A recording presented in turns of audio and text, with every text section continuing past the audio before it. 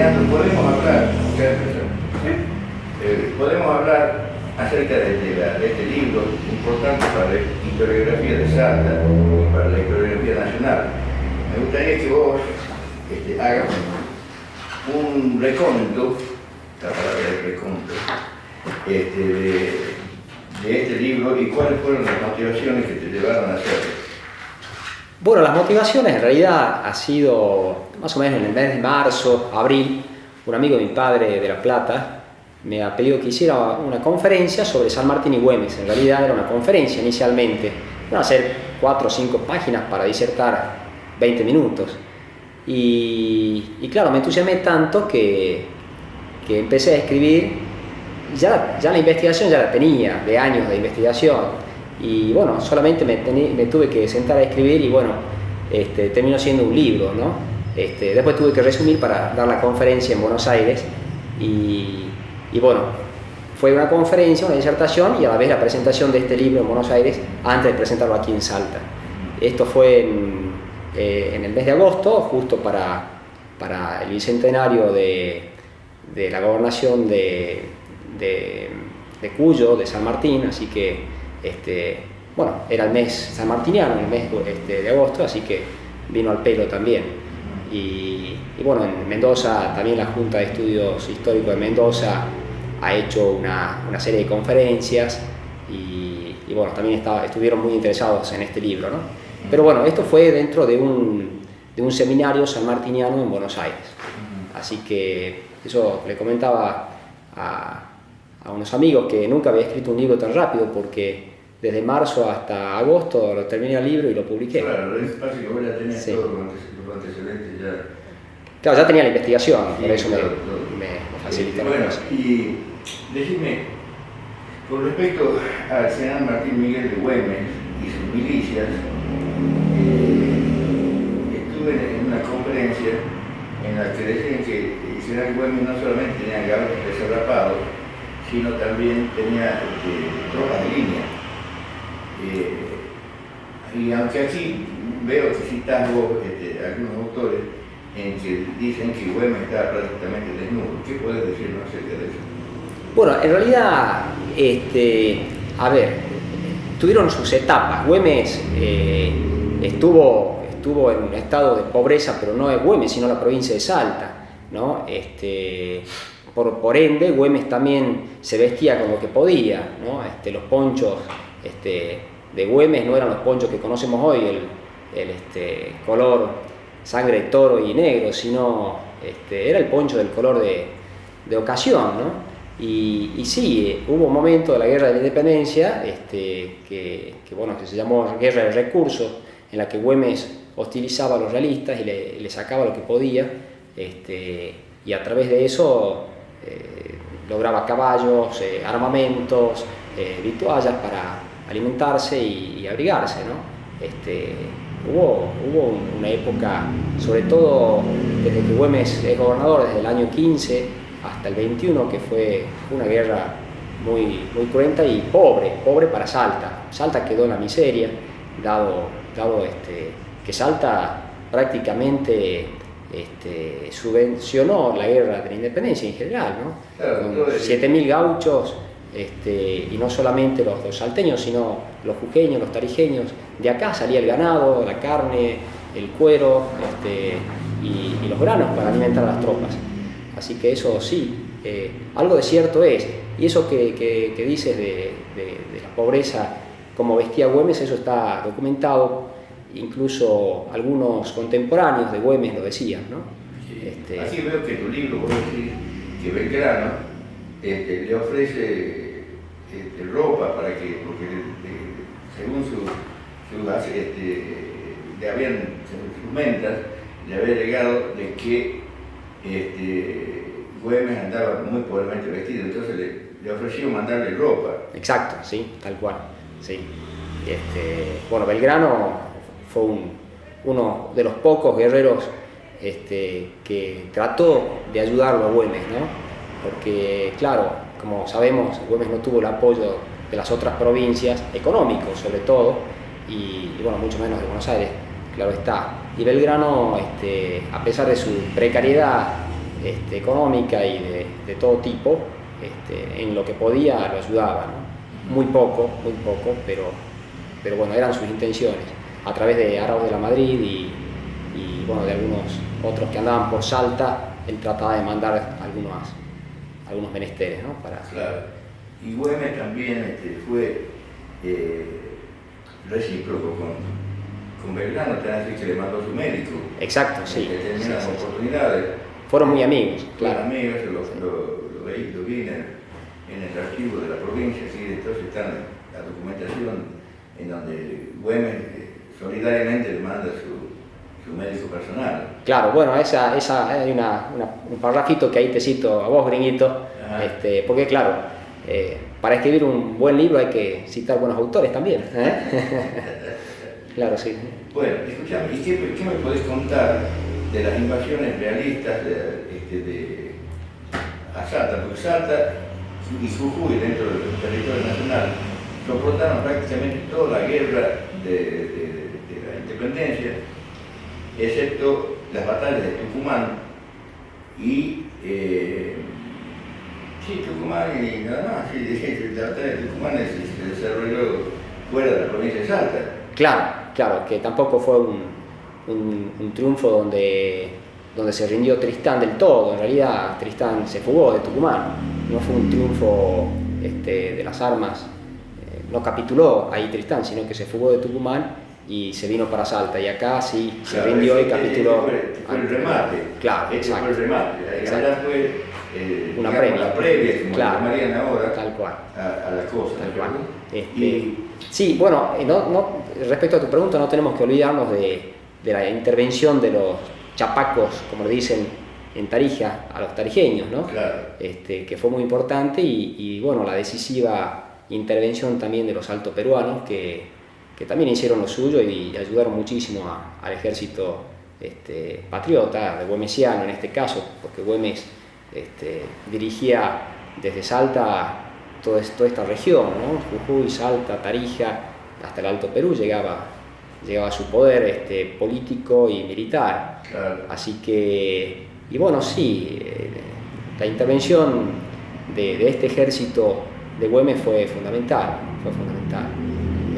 Durante todo ese periodo que él gobernó, sobre todo desde el 14, 15, hasta que muere en el año 21. ¿no?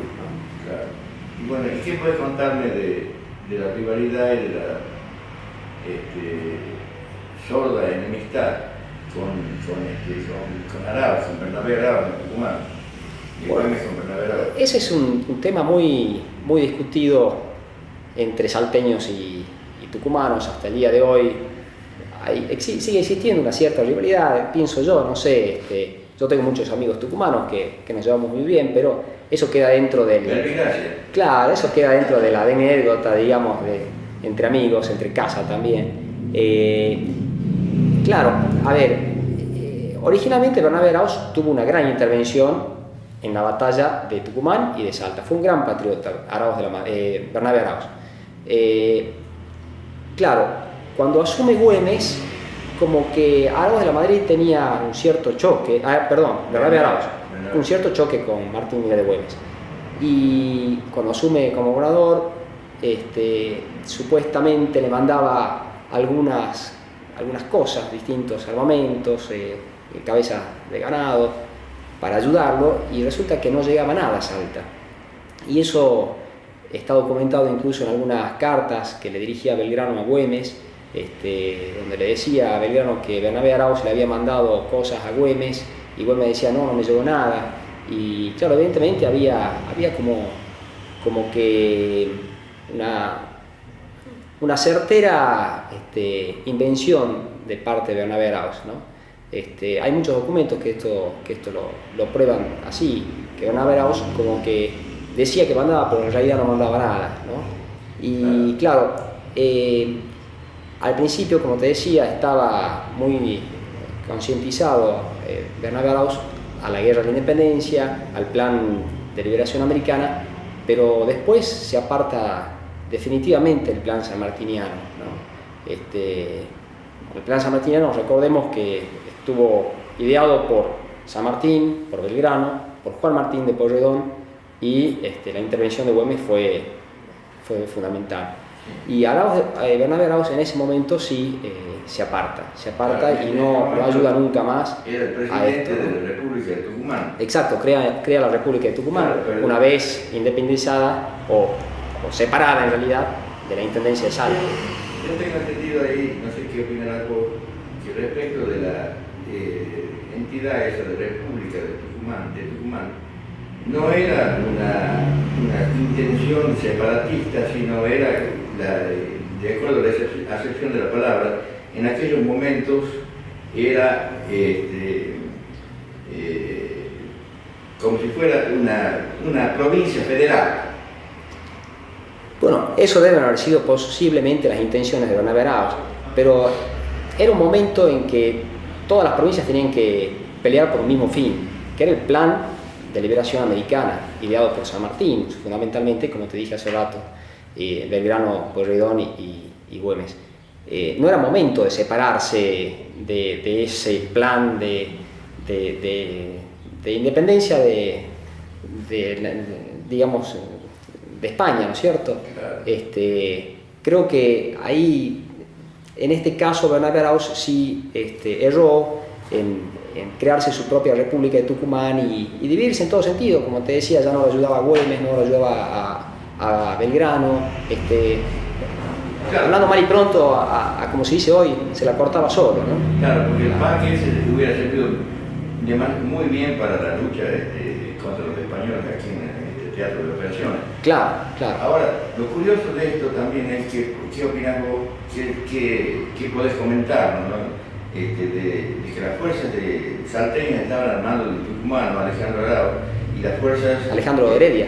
¿Qué he dicho yo? Arauz, sí. Alejandro Heredia, Sí. y las de Salta y las de Tucumán estaban armando de Arias, del coronel Arias. Claro, bueno, Arias, Eduardo Arias, Sí. lo traiciona a Güemes en ese momento. Por eso se va con Bernabé Arauz también. Tanto Arias como Arauz han sido grandes patriotas, pero en ese momento que se los necesitaba, que era el momento del plan sanmartiniano, del plan de liberación continental, ahí se separan del plan, ¿no? De este Claro. plan, que era imprescindible. Y por eso fracasa el plan, ¿no? Porque al morir Belgrano, al morir Güemes, y al no tener el apoyo de hombres como Arauz y Arias, fracasa el plan. Y cuando llega a San Martín al Perú, bueno, sucede lo de Guayaquil y bueno, termina esto con una decisión de Bolívar y Sucre que era distinto al ideal que tenía San Martín, ¿no? Claro. Así Y que, otra cosa que te quería que comentes, y vos hablas aquí de la campaña sanmartiniana, el cruce de los Andes, de la batalla de Rancagua, algo si podés comentar respecto de eso. bueno, cuando San Martín va a Mendoza, asume la gobernación de Cuyo, bueno, empieza a crear ya y a formar el ejército, ¿no es cierto?, con el que iba a cruzar los Andes. Bueno, libra estas batallas de Maipú, bueno, tiene una que fracasa, pero bueno, es parte de su llegada a Chile. Llega a Chile, libera Chile, le da la libertad a Chile y luego se embarca en el mar y en el Pacífico y se va al Perú. Así que ese es Ahora, bueno, y ahí sí tuvo el apoyo de Güemes aquí en el norte, en realidad, que es el que contenía todo, ¿no es cierto? Claro, si no, no hubiera sido posible eso. Exacto. Y decime, respecto de las fuerzas españolas aquí en el norte, eran todos criollos, en mayor parte criollos de la zona, a los que despectivamente los porteños les llamaban los monitos. Sí. Bueno, en el norte habían tanto realistas como patriotas, habían criollos y españoles, ¿no? A ver, habían realistas que eran criollos y habían españoles que eran patriotas, Claro. ¿no? Tristán, por ejemplo, que era uno de los principales realistas, el que justamente pelea en la batalla de Salta, Claro, por lado realista, era criollo. O sea, el primer invasor de El Salta. primer invasor, claro, era criollo. ¿no? Era criollo.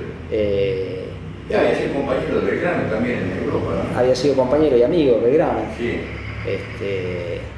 Bueno, ahí empiezan a jugar otros menesteres que digamos, estudiándolo más profundamente se podría comprender más la situación, por qué pelean y por qué capitulan también, ¿no? Pero bueno, eso es otro capítulo que no lo he tratado en este libro, que podría ser motivo de otro trabajo. Claro.